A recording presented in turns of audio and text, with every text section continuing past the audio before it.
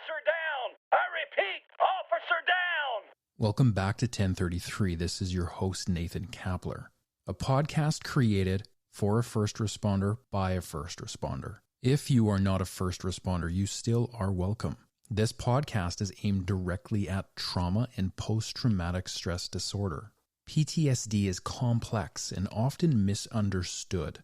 Our brave men and women who serve our communities often end up with behavioral and psychological issues as a result of experienced trauma from their careers. My goal is to share what I know, my personal experience with PTSD as a retired police officer, and continue to advocate for mental health while providing support to those still in their careers. This podcast is not a substitute for professional medical help, and I strongly suggest if you are in fact suffering, you seek out professional medical advice. Please join me on this episode as I continue to expose the reality of PTSD challenges. I hope you enjoy this week's episode. Welcome back to 1033. Today I have a very special guest with me. She is a nurse, and she joins us with over 8 years of nursing experience. She had a bunch of education that happened before nursing, and she has a lot of experience with post-traumatic stress. We're not going to name her because we're not at that place yet. However, her story is the most valuable thing right now, and I wanted to absolutely share this with our listeners. Thank you for coming on the show. How are you doing today? I'm good. I'm a little nervous, but also excited to chat with you. Yeah. And so you and I have been connected now for a bit, and I know in detail a lot about your story. And I was actually completely excited for one to have someone like yourself come on as a nurse, because we often forget that nurses go through this as well, post-traumatic stress. And when I started to connect with you, I thought, man, this lady has a story for sure. And for you, I also want to touch on the fact too, like I'm sure like even for you, like does it, as a nurse, does it feel a little bit like you're the forgotten unsung hero behind the lines? 100%. I think especially with this pandemic that happened initially, there was all this hurrah around nursing, and then it faded and everyone kind of forgot that we were there, and there was still a lot of trauma. But I think in general, we're not listed as a frontline worker when it comes to things. And I felt a lot of isolation when I got the diagnosis of PTSD initially and thought, oh, I'm probably the only one. Yeah, absolutely. It's an incredibly socially isolating thing where we feel like we're completely alone and that we're the first person walking through this PTSD mental health issue. But before we dive into kind of like where you're at right now with everything that's going on in your life, I'd love to hear kind of what life looked like for you before being a nurse. Can you describe kind of the person that you would have been then, or what you may have noticed about yourself?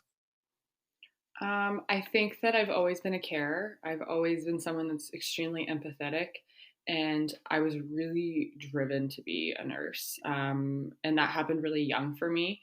It was sometime after high school.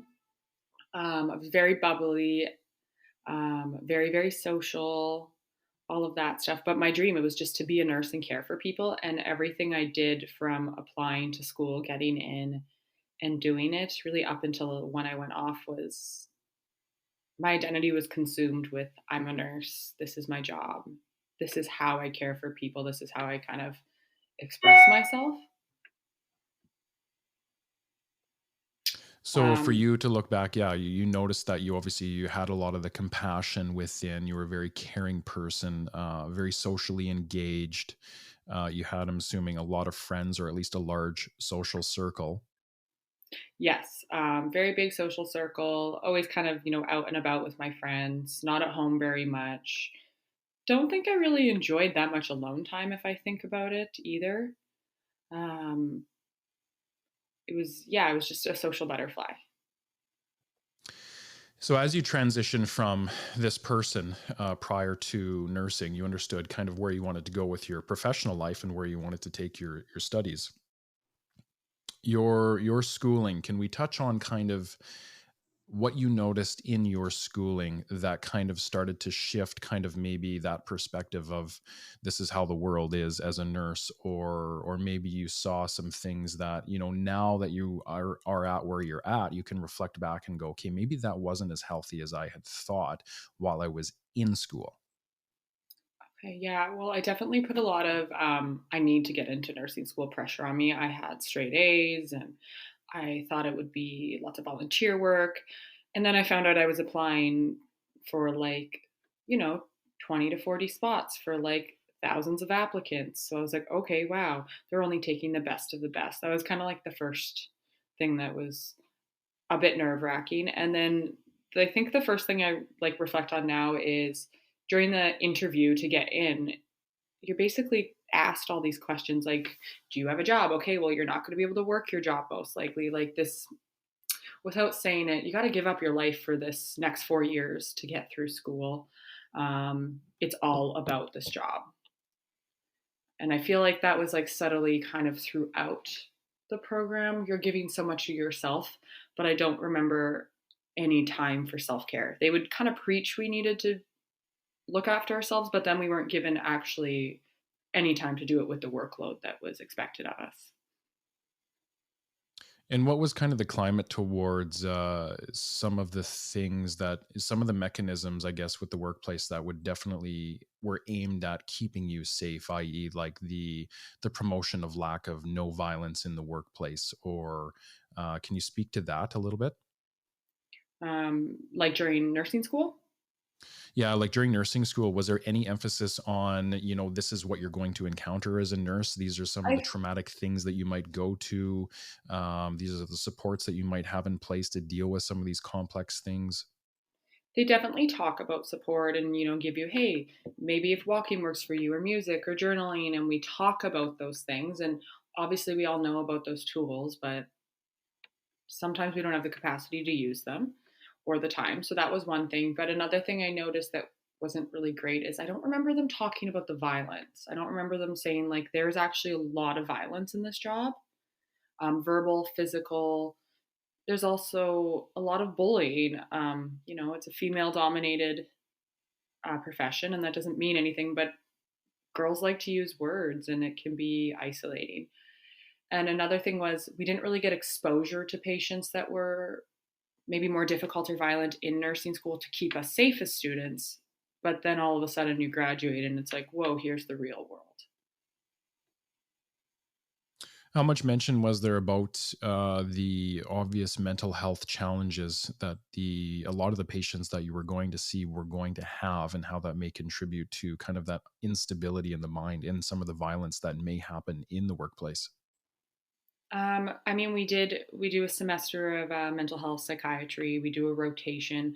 Surprisingly, that wasn't a place I really experienced much violence. It was a much more controlled unit in some ways. So I don't even remember getting a taste for what it could be like while I was in that environment.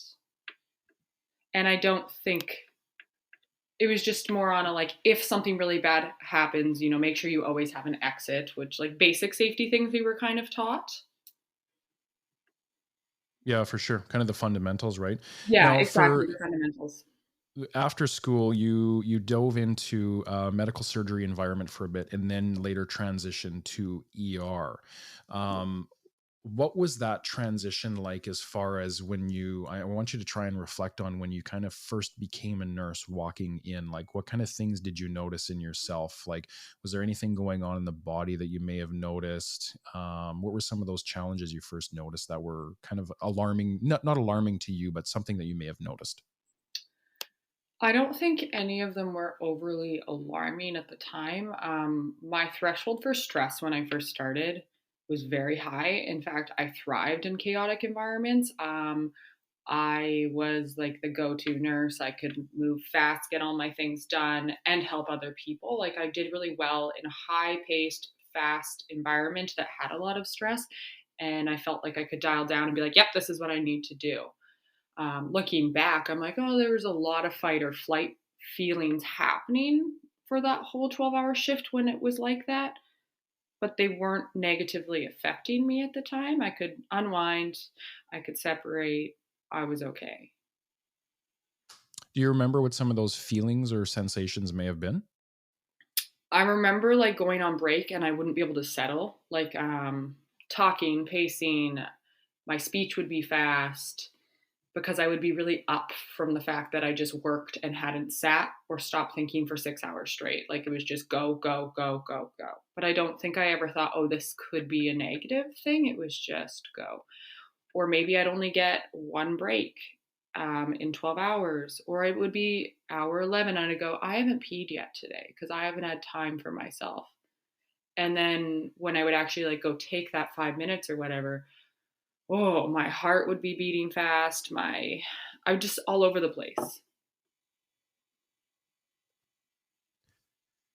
Yeah, the body going through that, you obviously noticed it. But were you able to Yes, do something about it at the same time? Or what was your approach to kind of the things that you were experiencing? I remember shifts that were really bad, and this wasn't even violence. This was just, it was so busy. No matter what you did, you could not get your work done. Um, until I really left for the day, there was no settling. I think it would, and then it would take me about I didn't do anything specifically. I don't remember being taught. I would just go home and have a shower and try to unwind, and it would take me a couple hours. When I'm actually in the environment, I was so up and I had to go back to that environment after a break. I couldn't get myself down. I actually found that I wouldn't take a break often when I was like that because I couldn't settle outside of the environment. So I would just stay on the floor. Yeah, it's a classic response as well. Just not taking yourself out of the pot of boiling water. Hmm. And if you go to the staff room, I mean, it's usually you're still kind of up because the staff are continuously, we use each other as a coping mechanism. We vent, we talk, we work through problems together. So you're never escaping it. You're not actually on a break. So for you at that point, like obviously you must have known that this, I mean, you probably saw yourself as a bit of a rock star because you can handle yourself in very complex situations and keep going. But was there any conversation around you? Like, did anyone reach out to you and be like, hey, Krista, like you're actually exhibiting a trauma response right now. You need to learn how to slow down and manage some of these things. Was there any kind of conversation around that at that time? 100% not. It wasn't until the end of my journey when I took time off that a couple people had pointed out to me that I was a bit different. Did they tell you what different meant? Yeah, someone told me I was angry, and I'm not an angry person. I'm very friendly and bubbly, so it was obvious. They just said, you've changed. Your voice is different. They hadn't seen me in a bit, and it really struck me because I knew I had changed. Um, or I think I remember one time in nursing, I got like mad and I stood up for something and I kind of like was like, this isn't okay. And someone was like, whoa, are you okay? Because they weren't used to seeing that type of response from me. I usually could just kind of go in that autopilot mode and not let things bother me. Yeah, for sure. So as you're undergoing this first initial, I guess, glimpse of noticing that things are changing for you earlier on in your career, where did things go from there? Like I'm assuming you didn't quite recognize that things were yet changing in you, but you definitely noticed that you were a little bit different now in that environment. I don't even know if like that time I knew. I would say it's hindsight now. I think that that is kind of what nursing is in this climate. It is you have to go, go, go, and you can't stop because we're so busy, we're so understaffed. So it just became a norm, and I functioned like that for the next 6 years, I guess. But I was fine. I wasn't struggling outside of work or inside of work. I just kept going. In some ways, I loved it. I loved the busyness, I loved the chaos, and it just became normal.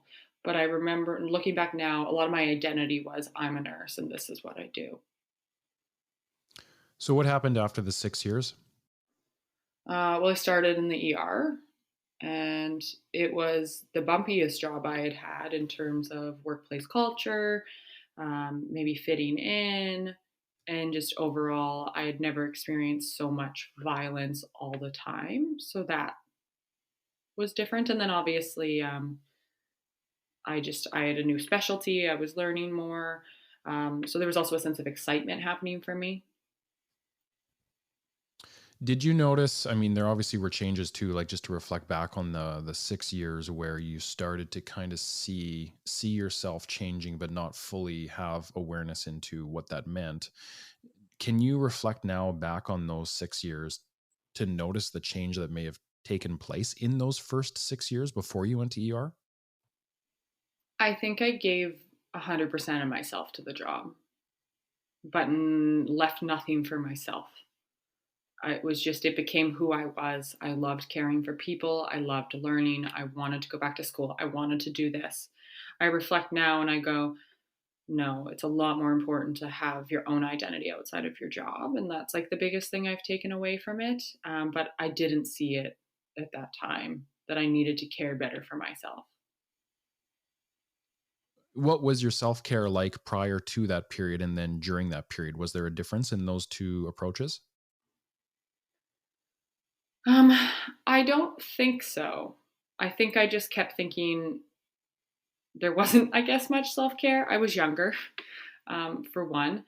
So that was just going on. But no, there wasn't really much designated self care. I did my normal things. I could hang out with people on my days off. I'd go to the gym when I felt like it. I slept and had naps a lot.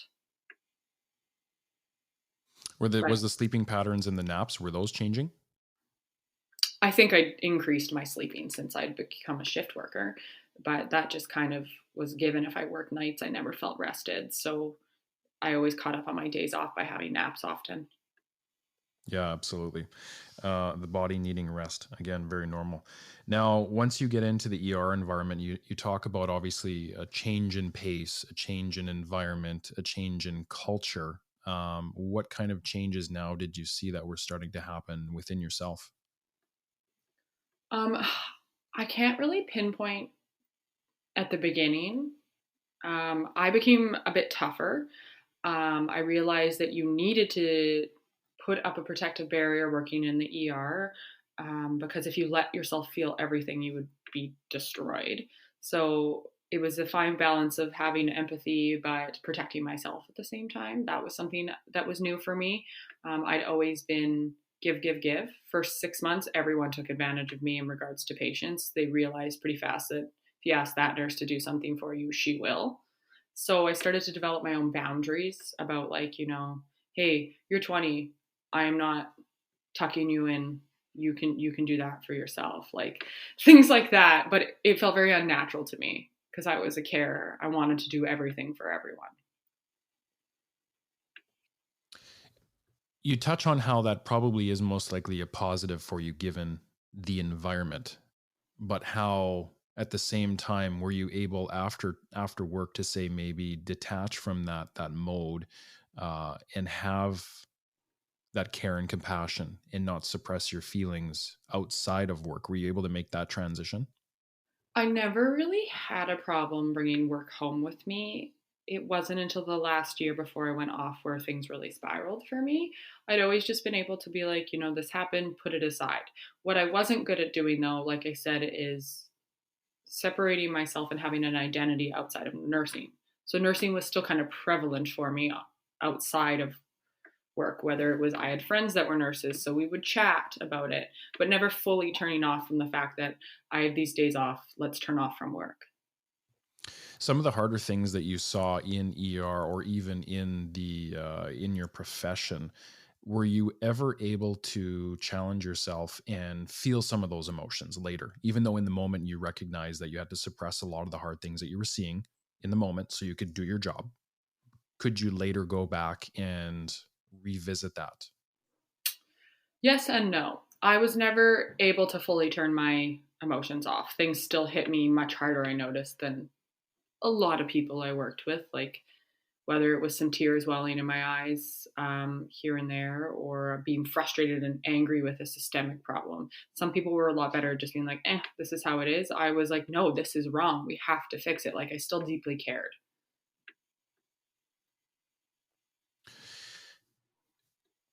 What did you notice after that period for yourself now reflecting back? Um, like the last year, you mean?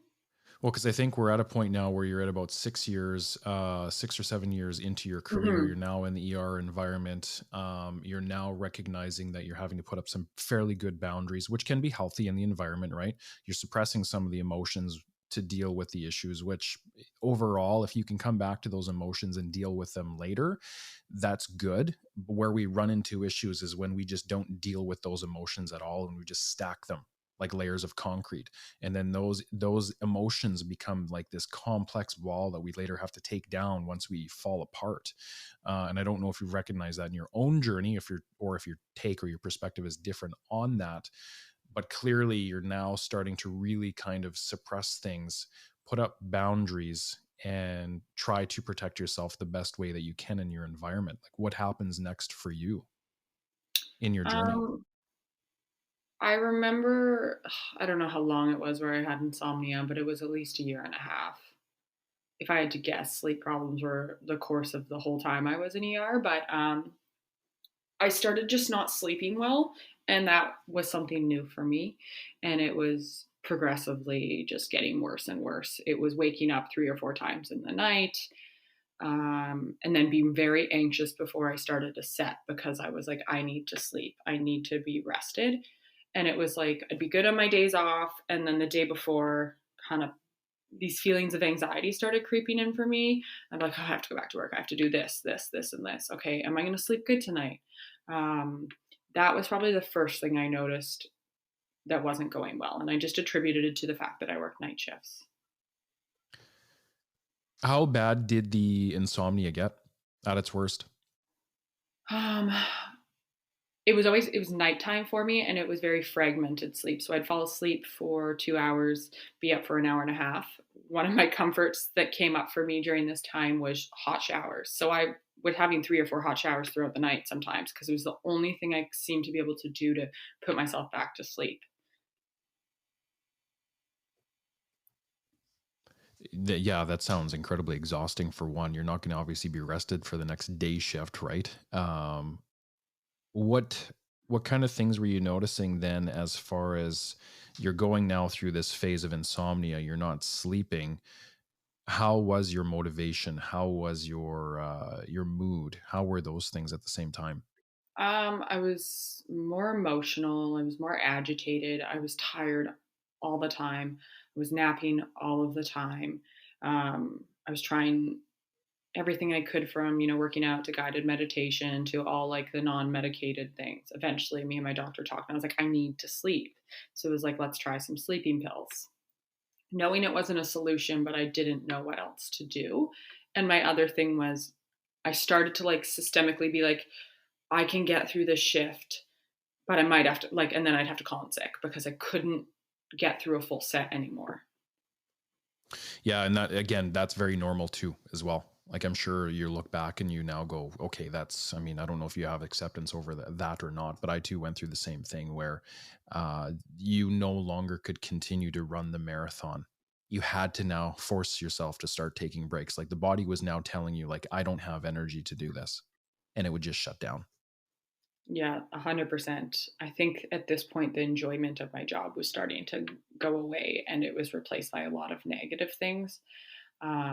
Sleeping, lack of sleep, I mean, being was just driving me insane. And the sick time just kept building up. And then it came to a point where I didn't have any sick time left. So just taking a sick day, but not getting paid.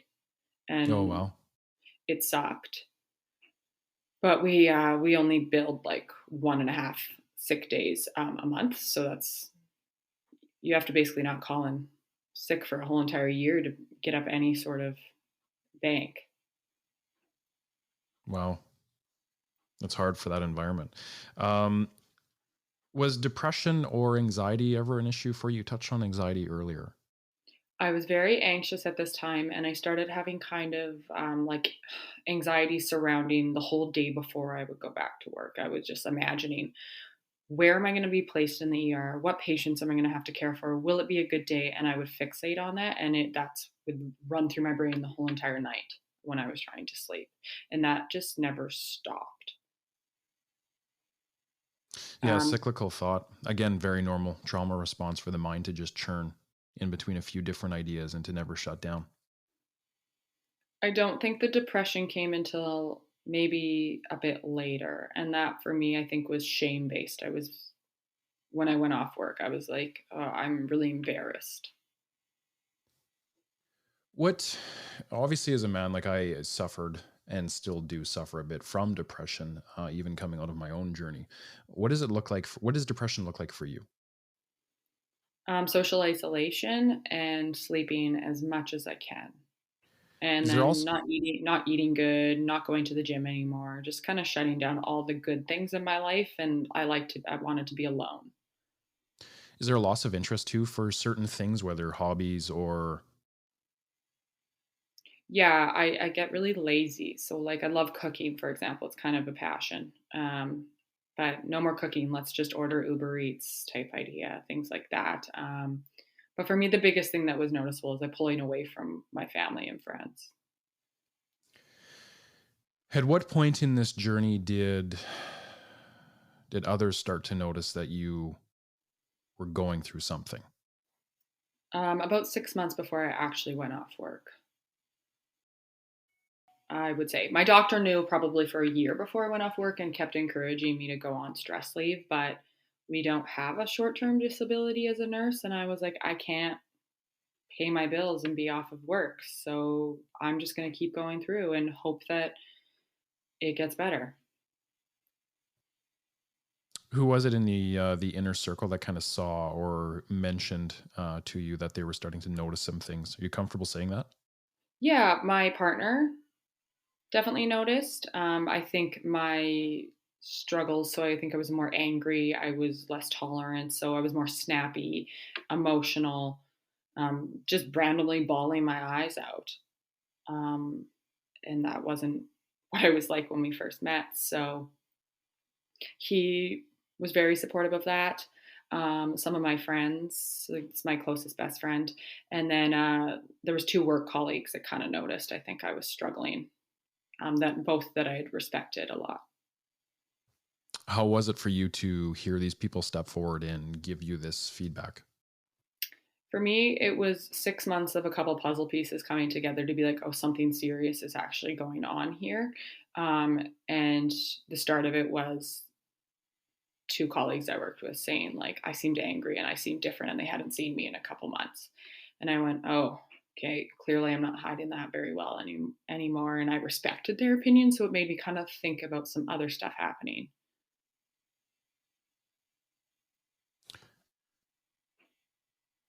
So you obviously didn't meet that with denial. No, I knew it was there. I just didn't feel like I financially, could just take off work. I knew I needed to take a break or change something, but I didn't really know even where to begin. One of the things that we're before we jump into obviously your journey, then when you recognize that you need to actually take stress leave and actually set up a new boundary for yourself, I want you to paint kind of a picture of kind of how you get here. Something that we talked about earlier was the amount of violence that happens in your workplace and how there's this tolerance of no violence towards nurses, but yet it's such a common theme. And then also, let's talk about too this component of, are you properly supported in the workplace so that when you go through a violent incident, do you have the right supports in place to process what you just experienced? Um, I think that the violence piece was a lot of verbal abuse, a lot of verbal abuse that was present every single one of my shifts. Um, sometimes lasting my whole entire shift. I'm being verbally assaulted at. Plus, I'm working in this very stimulating environment in which they're screaming across the room. Someone's always yelling. There's alarms going off. And even when I wasn't directly involved in violence, I would be walking by something and there's the police taking someone down to the ground right by me or whatever. But then it became things like hitting, spitting, punching, weapons being drawn. And it was like this feeling. I remember reaching a point where it's just, I never felt safe at work. Always watching your back, always hyper vigilant, what's going on.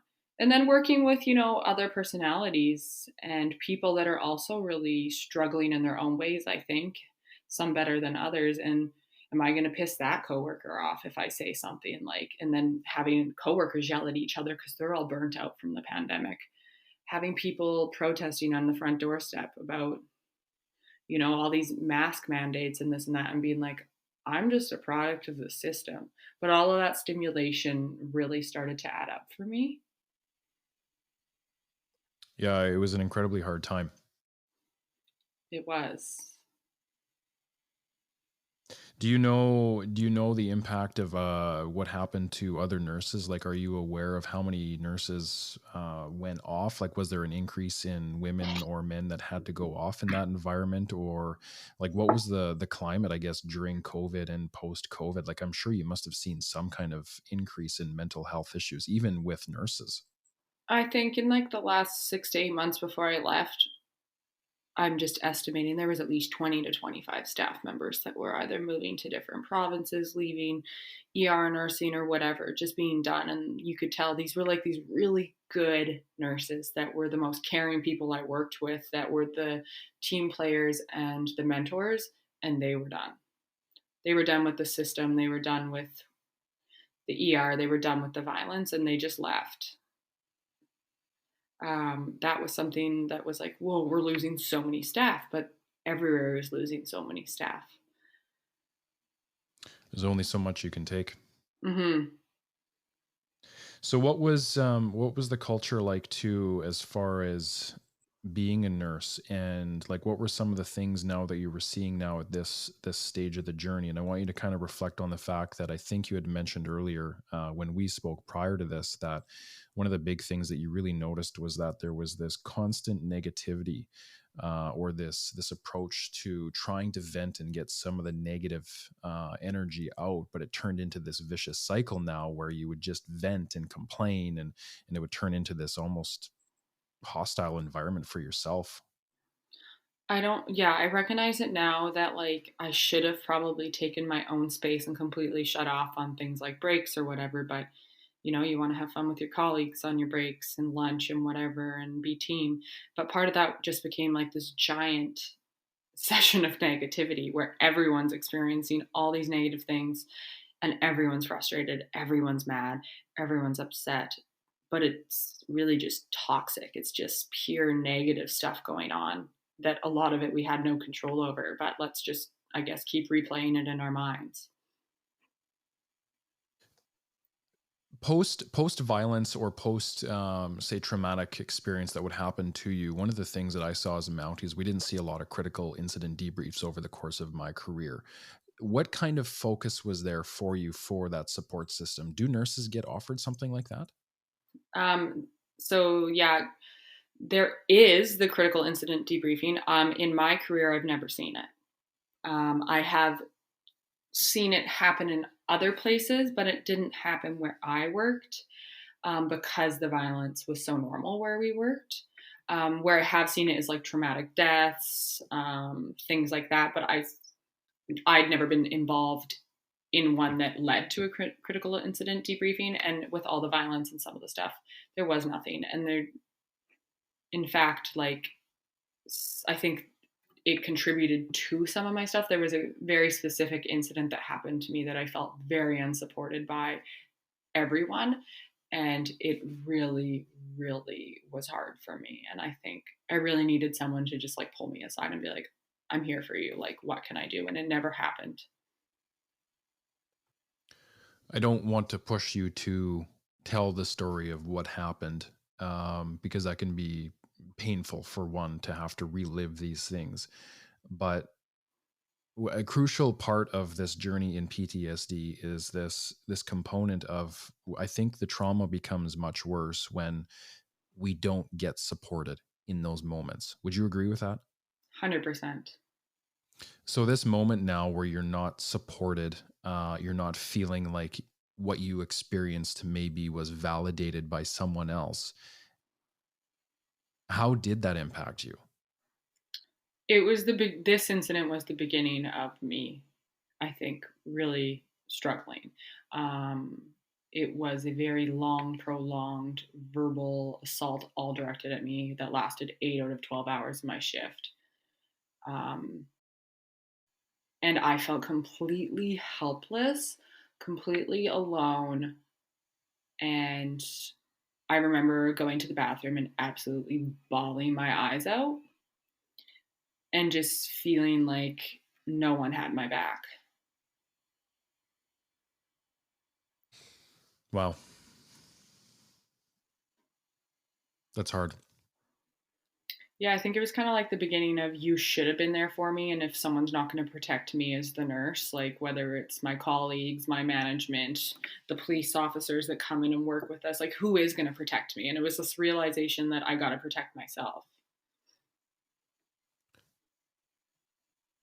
Did something in that moment for you change or shift? No, but I remember it was the first time I really held on to something for a while. Like it still bothered me like a month later. And even when I went off work, it's this incident. What stands out to me is not the abuse, but the isolation and lack of support I felt in that moment when I went through it. How do you eventually get to a point where you now recognize that you do have to go off? Like it has to Well, happen. the sleep, calling in sick a lot. And then I live very close to work and I started driving home wrong. And I was like, that's weird. I had no ability to remember anything short term anymore. So I would have serious conversations with my partner. He would then like talk to me about them the next day or facts. And I had no recollection of the conversation. And I was like, what the hell is going on? Like, do I have dementia? And I thought that's really odd. And he was like, you never listen to me. And I'm like, I swear I listen. I just can't keep anything in this brain. Um, I started smoking a lot of weed because it was the only thing that settled my fight or flight response, which now was never turning off. So it went from always being on at work, turning off on my days off, but now it was for 6 months straight, I would say before I went off, always on. Always, always on. Sleep was never good. I was agitated, emotional, and then I became very jumpy. So anytime I didn't see someone coming, it was and that was happening in my own house. Like my partner would come around the corner and he's like, no one else is in the house, and I know that, but I couldn't control this response. Someone would say my name across the room to try to get my attention. I would jump and scream. And I went, oh my God, this isn't normal. What's happening? I got a new line. I was just trying to truck it out for a couple more months. And then I was watching a comedy special on the couch, and all of a sudden the room started closing in on me. It was just felt small, like I was suffocating, and my heart was beating faster. And I was like, oh my God, I'm having a panic attack. I'd never had one before. And I just said, I gotta go to my partner. He's like, what? And I'm like, I gotta go. So I said, I gotta go outside, and I just needed to pace. So I just want to go outside and pace. That had become this habitual thing where if I was stressed at night, I would go pace outside at 11 p.m. So that happened. That was my first panic attack. And then I went into my set. And that set, I had a panic attack at work that was unprovoked. And then I was just in this fog. So I went up to my team lead and said, I got to go home. I'm not safe to practice. And I wasn't met with support. And I left in tears that day, and I never went back. I'm incredibly proud of you for, in that moment, calling it. It's incredible. And I mean, this really wasn't you walking away. This was a plead for help. It was a moment where I said, okay, no one's going to do this for me. I need to be off. And at that time, I still thought I'd only be off for 2 weeks, just get a nice little de stress, rest, and I'd be okay. I wasn't ready to accept that it was going to be longer and more painful than I kind of thought initially. But yeah, it was enough's enough. Take care of yourself. The one thing that is so unfortunate that I hear from so many people is that when they finally do recognize that it's time to stand up for themselves and they now recognize they need to take a knee, ask for help, throw in the towel, whatever expression you want to use, they have this moment where they do step forward and they do this. And a lot of times, some people are not met with support. It was a night in which we were really short. Um, and yeah, it wasn't a moment of support by any means. And I felt alone and even more isolated. And I went back to my safe place, which became the bathroom, and cried. And then I got into my car and I just cried. And I remember actually screaming. I remember screaming out loud. Like, I just needed to get out what I was feeling, and just being like, I just kind of collapsed into mush. You had been doing this for so long, and that was your moment. The body said enough. Mm-hmm. It was no longer in your control. All very normal things to go through. And that's the thing. Like, I think even for me, as I reflect on my own journey, as I fell apart, I was very fortunate. I had a supervisor who understood PTSD well, and he was actually pointing things out to me along the journey. Like, he'd pull me aside and be like, "Hey, Nate, like, you got to kind of think about this a little bit, right?" And I was like, "Oh, okay." I was starting to wake up a little bit, right? But when I finally hit that point where I had my own panic attack and realized I needed to be done, I was met with support. I had met my supervisor the next day, and a supervisor above him. And I was like, I don't understand what I'm going through right now. This is what everything looks like. Now I can look back and go, yeah, for sure, that was PTSD. I was a train wreck. I was not well at all. But they were actually both incredibly compassionate and supportive in that moment. And that helped me to begin the healing journey.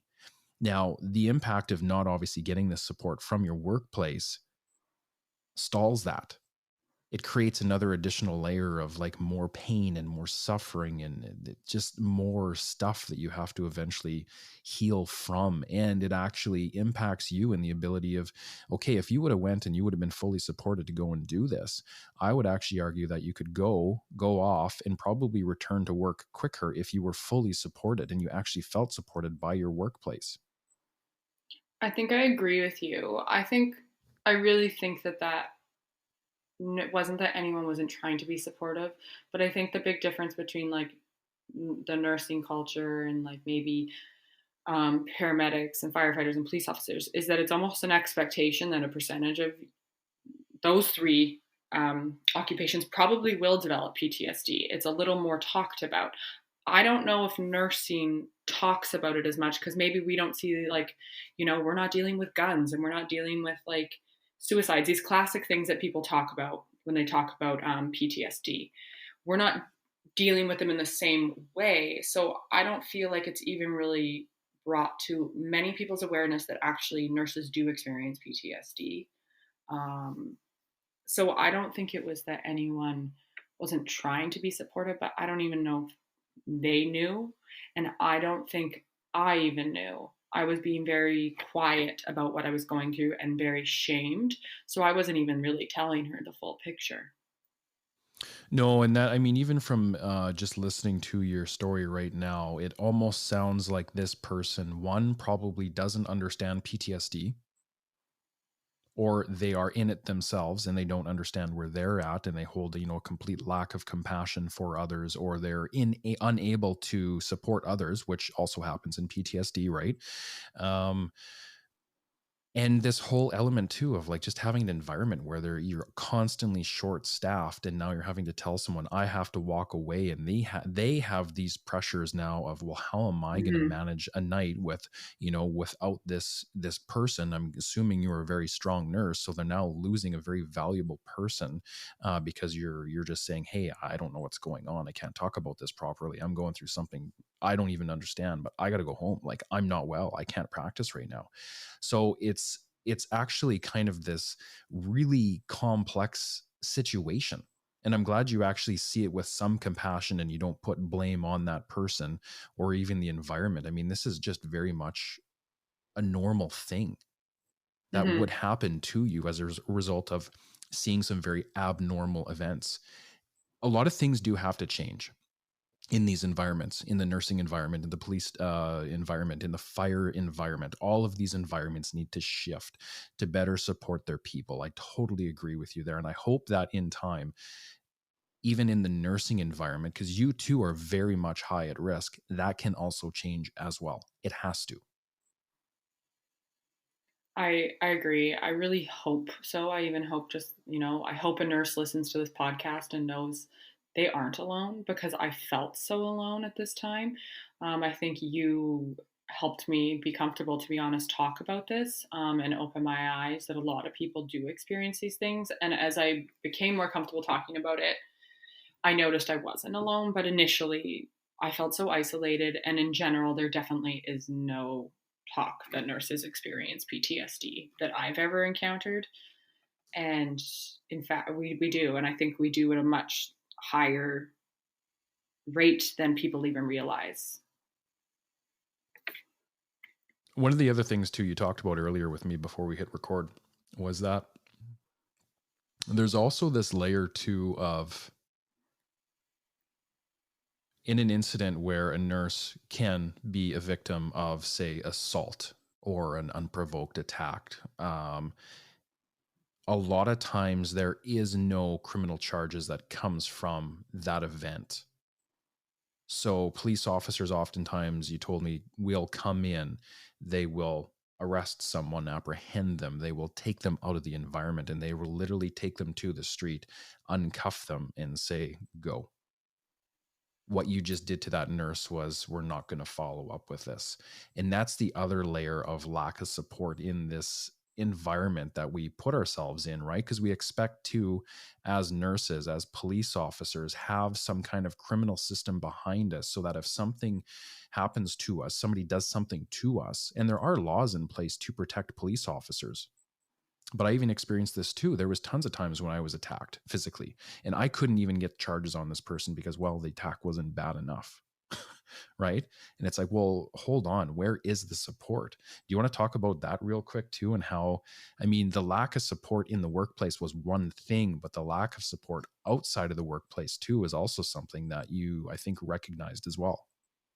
Yeah, I think this is such like a large systemic problem with the legal system, that they're so overrun with like all these petty crimes and larger things, that like assault of a police officer that just kind of slightly hurt you, or a nurse, isn't really the biggest thing that they have on their plate. But that doesn't make me feel any safer or good about it. I mean, you want some sort of repercussions when you're actually hurt. Like, if I went and physically assaulted someone on the street, I would probably get in trouble. So why is it any different? Um, and it's just like, well, then am I not safe? If these people can just come back in the door and there's no repercussions, what is stopping them from continuing to behave in that manner? Absolutely. It becomes a very frustrating world to live in. So for you now, you went off in your journey. You're now off. How, I guess, what did that journey look like for you? It looked like me hitting, I guess, rock bottom, and then picking myself up and starting over. And you It's, you talked a little bit about the shame and the guilt too of having to go off.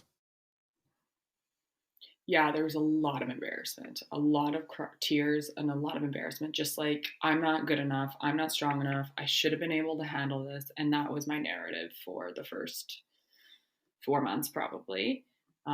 Like, and like initially, I was like, I'm going back. So was just going back to work. Like that's what I told myself. And I'm going back in a couple weeks, not a big deal.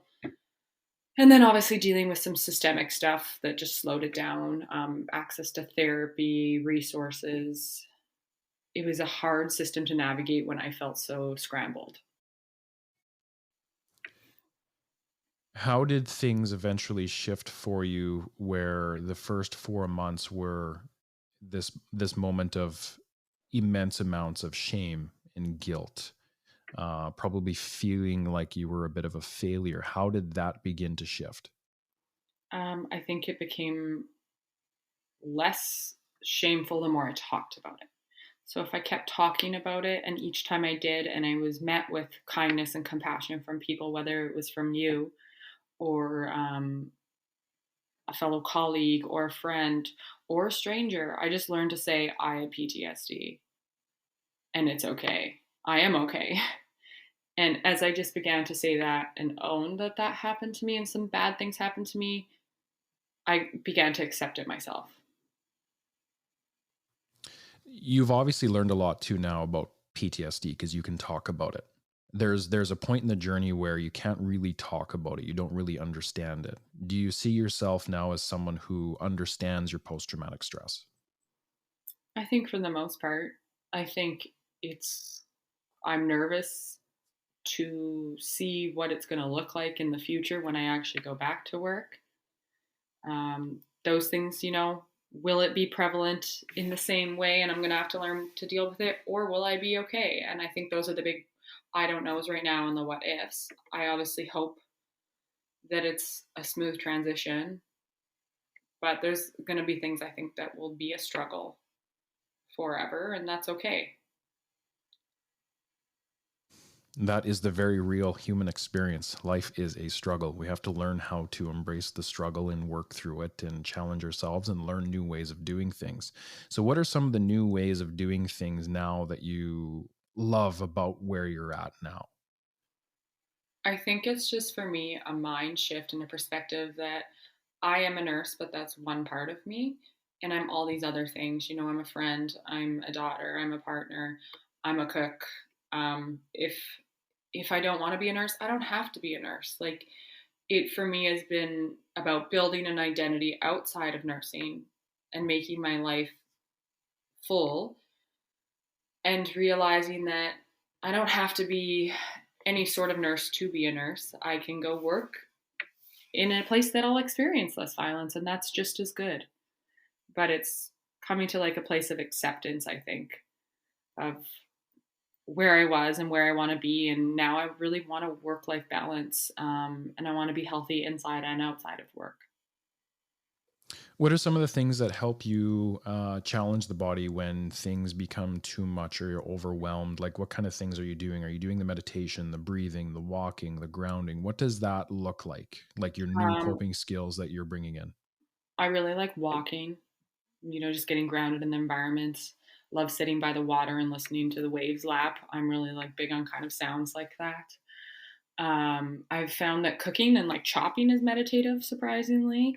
Um, and then breathing exercises. And I really look forward to my decompression with my therapist, talk about everything, get it all out, realize that I have all the tools in my tool belt to handle this.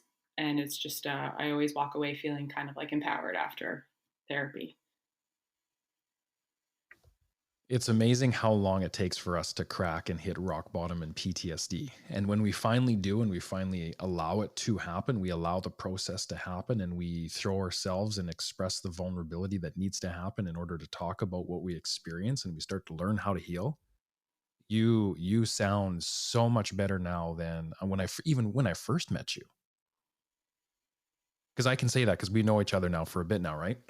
So Mhm. just, I mean, this is the beautiful story of hope of, yes, PTSD is a horrible thing to go through. And for you, you went through it for, 8 years. It was this slow demise and it eventually brought you to a place which just wasn't where you wanted to be in life at all, especially in your early 30s, right? Having the issues with the relationships and socially withdrawing and just not enjoying life and probably the anger and the hatred towards life. But you've now gotten to a point where you've embraced this and you now have started to grow in post-traumatic stress. Are there moments now where you see yourself feeling more of the positive emotion that should be there? 100%. I also think like I've begun to be able to imagine things again and kind of let my mind wander, and that was something that was hard to do before. It was just like a block. So that feels good. And I also feel this inner change in myself, and the strength and this balance of what I want in life. And I still want to be a carer because I love it, but that I want to care for myself first so I can be the best nurse or whatever it may be.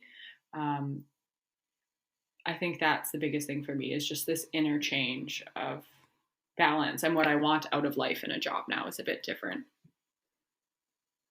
I'm excited for you.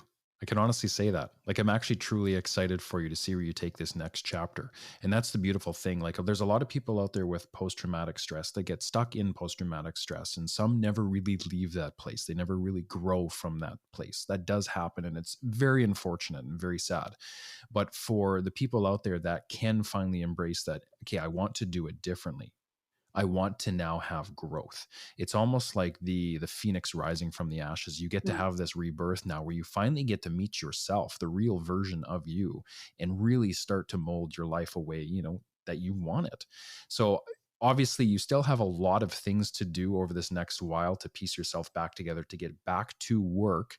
What does the next short term look like for you? Like, where do you want to take your recovery? Where do you want to challenge yourself so that you can grow a bit more, so that you can get ready to do certain things that you're hoping to do?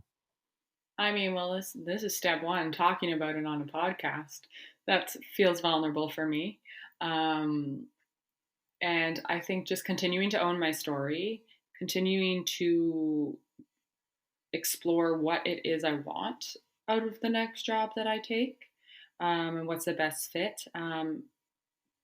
The getting a therapist took a bit longer than I had wanted, so really diving deeper with my therapist and making sure that I have all the tools so when I go back, these aren't reoccurring problems. Um, and then, I mean, just love me, love life, the day to day. Summer's coming up, so that's always nice. All the sunny days always boost the mood, and just continue to like have my good structure that I have. So like being healthy, eating healthy, working out, seeing friends and family, reaching out to a community, aka you and the community you're building. It's amazing how simple the recipe is. But for It us, is it was so incredibly hard to get back to a place where we're now able to tell ourselves, I can go and socially connect with others and enjoy it. 100%. It just feels good to be able to sit in my thoughts and tolerate them again. Yeah, yeah, absolutely. So one of the other things we didn't really touch on, and we're kind of running out of time, so we'll probably touch on it very briefly, which is probably perfect for you, is the childhood trauma component. Have you, in your journey, started to look back now into your childhood, and what do you see there, and what's kind of your take on what makes up that chunk of or portion of your life, and how that may have contributed to later on into your PTSD later on? I haven't really dived down this time too much, but some connections I think I have made is I didn't always fit in, and I became a people pleaser when I was young. And I think that translated into this job, which was pleasing others before looking after myself, and how that really isn't healthy or good. And I need to look after myself more. And that's like this huge change in me is me first, look after myself as a baseline, and then the rest will follow. If you can look after yourself as a nurse, a police officer, or a firefighter, you can truly look after yourself. And I too suffer from the same thing. I'm a people pleaser by nature. I will look after someone before I look after myself. But the way to keep ourselves healthy is we have to do what you just mentioned. You are the most important thing in this world. You have to set yourself up on that stage and you have to say, no, I am worth it. 100%. I'm glad to see you're up on that stage finally. Yeah, we are worth it. Absolutely. Absolutely. So there is, I mean, this is the beautiful part about the story where, we do talk about some very hard things, but there's also a lot of beautiful things now that are happening for you. Um, your PTSD, do you look at it as a gift or do you look at it as something that you wish you would have never experienced? How do you look at it now? I've always been someone that believes that, everything happens for a reason, as corny as that is, but my biggest struggles have always brought my most growth. And this is just another one of those moments where I get to grow and be better as a person, as a caregiver, in general and in life. And I'm glad I've gone through it so I can shift to that place where I recognize that I am more than just a nurse. I have a complete identity outside of that. And it will make me a better nurse at the end of the day for that. I completely agree. Completely agree. You will have that compassion to go back into the workplace and help somebody else who is suffering unbeknownst to them and let them know Mhm. that this is what they're facing. And that's the cool thing, right? Is now you get to become a leader in this space too, right? So the support that you didn't get at work, you can maybe now go back and you can give that to support to someone who needs it. Exactly. So one quick thing before we end up this moment of connection here. What is it for you? Like if you were to look back at someone who was facing those struggles, what would be your message of hope for them, or what would be that last kind of piece that you would want to share? That it's okay to admit that you're struggling. And it's okay to admit that earlier on than I let myself admit it. It's okay to walk away for a bit, even if it's something you loved doing, and slow down, take that time for yourself, care for yourself first. Really, I think I wish someone had told me, it was okay. It was okay to go off when I needed to instead of just trying to push through.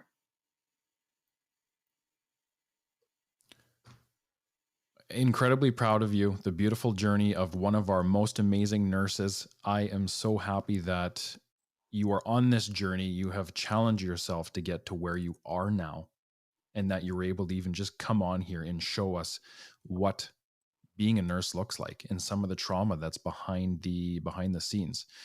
Thank you for coming on today. This is definitely going to help someone out there. I know that for a fact. So much thanks to you for that. I hope you have an incredible day. Thank you for sharing such a personal story. Thanks so much. It was great. Appreciate it. Thank you for joining us on season 2. If you are a first responder with an incredible story into post-traumatic stress, please reach out and connect with myself. Season 2 is based on your story. And if you want to step up to the plate and share your story with the world, I would be more than honored to help you do that. Thank you for your continued support with this project, and thank you for tuning in today.